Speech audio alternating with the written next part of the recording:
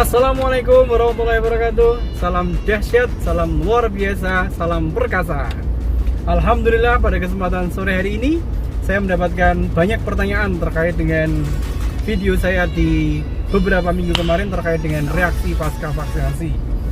Satu pertanyaan yang menarik menurut saya untuk dijawab secara langsung adalah apakah ketika terjadi reaksi pasca vaksinasi, cekres gitu, dia lebih tidak mudah terpapar dibandingkan dengan ketika tidak ada reaksi pasca vaksin. Nah, tentunya ini menjadi suatu hal yang perlu kita dalami lebih dalam terkait dengan pemahaman reaksi pasca vaksin itu sendiri. Yang pertama, yang harus dipahami bahwa reaksi pasca vaksin itu adalah bentuk dari reaksi keradangan, di mana setiap ada respon terhadap beberapa jenis penyakit yang masuk melalui vaksinasi. Tentunya ini akan direspon sebagai bentuk reaksi pertahanan tubuh, dan ini akan menggertak mekanisme peradangan, di mana pada akhirnya akan muncul gejala peradangan sebagai dampak dari bekerjanya sistem kekebalan tubuh ayam. Dan salah satu manifestasi klinis terhadap kondisi itu adalah muncul reaksi pasca vaksinasi berupa adanya gejala pernafasan yang ringan. Nah, ketika sudah terjadi reaksi pasca vaksin, itu artinya imunitas ayam mulai bekerja untuk merespon terhadap beberapa jenis antigen yang masuk melalui vaksin itu sendiri. Nah, terkait dengan apakah ini akan lebih aman terhadap tantangan virus lingkungan ketika sudah ada reaksi pasca vaksin dibandingkan ketika tidak ada reaksi pasca vaksin, ada beberapa hal yang harus dipahami. Pertama, ini adalah terkait dengan bagaimana mekanisme pembentukan antibodi terutama pada fase minggu pertama. Jadi pada fase minggu pertama, sama-sama kita ketahui bahwa pondasi awal broiler modern itu ada di minggu pertama. Kalau minggu pertama performanya optimal sesuai dengan yang kita harapkan, maka otomatis sel-sel tidak cuma sekedar pencernaan, pernapasan, tapi juga sel-sel pertahanan tubuh juga akan berfungsi optimal. Namun manakala minggu pertama tidak optimal, maka otomatis juga sel-sel pertahanan tubuh juga tidak akan muncul secara optimal.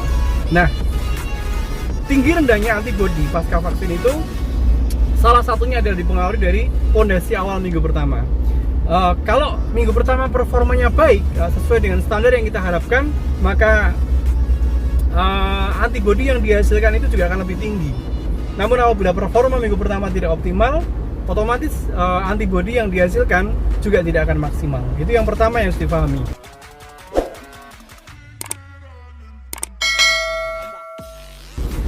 Kedua adalah terkait dengan paparan virus lingkungan, di mana total inokulum dalam suatu kandang terhadap tantangan kuman ini erat kaitannya dengan pada waktu kejadian terhadap penyakit infeksi sebelumnya, periode sebelumnya.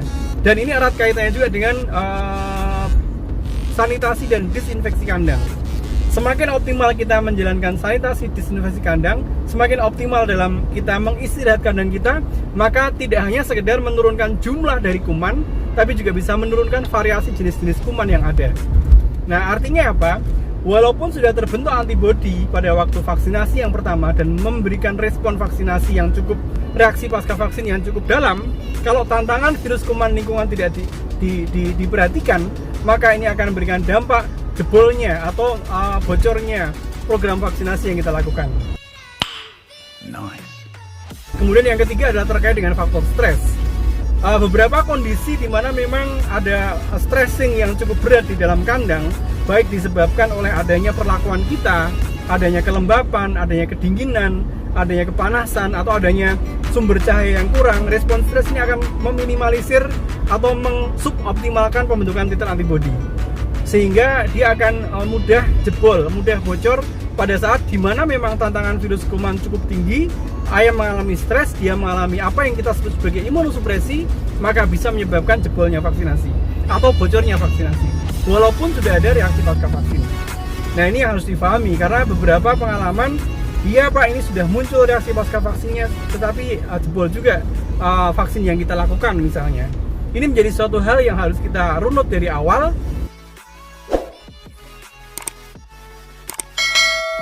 Sekali lagi, yang pertama adalah pencapaian masa brooding, kedua adalah terkait dengan bagaimana kondisi-kondisi yang berhubungan dengan challenge dari kuman yang ada di lingkungan.